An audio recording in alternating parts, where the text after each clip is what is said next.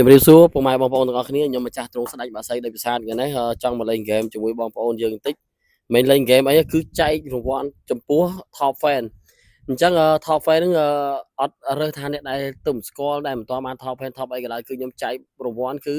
រង្វាន់មាន់មួយផ្លែ2គូហើយនឹងថ្នាំចាក់មុនចេញចូល5ដបបញ្ជាក់បងប្អូនរាល់ការលេងគឺយើងថ្ងៃ25យើងទៅលេងនៅក្នុង YouTube channel របស់ខ្ញុំ YouTube channel របស់ខ្ញុំគឺមានឈ្មោះម្ចាស់ទ្រង់ស្ដេចបាក់សីដីប្រាសាទនេះខ្ញុំឲ្យមើលបងប្អូនមើលនេះម្ចាស់ទ្រង់ស្ដេចបាក់សីដីប្រាសាទដែលទៅមានអ្នកចំនួនអ្នក Subscribe 13អ្នកទេហើយទៅមាន4វីដេអូទេតែបើខុសពីនោះមិនមែនរបស់ខ្ញុំទេ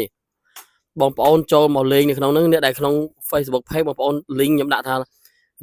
ចូលតាម YouTube អញ្ចឹងបងប្អូនចុចលើ link ទៅដល់ YouTube ខ្ញុំហើយអ្នកដែលក្នុង TikTok បងប្អូនអាចមើលក្នុង profile ខ្ញុំក៏បាន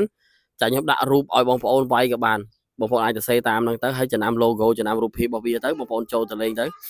ហើយខ្ញុំនឹងប្រកាសភាសាទៀតថ្ងៃទី25ថាតើយើងនឹងលេងដោយវិធីណានៅក្នុង YouTube ហ្នឹងអញ្ចឹងបងប្អូនទាំងអស់គ្នាអាចចូលរួមទាំងអស់គ្នា Subscribe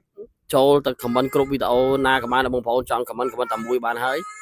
អូខេចុះអរគុណច្រើនកុំភ្លេចបងប្អូនចូលរួមលេងទាំងអស់គ្នា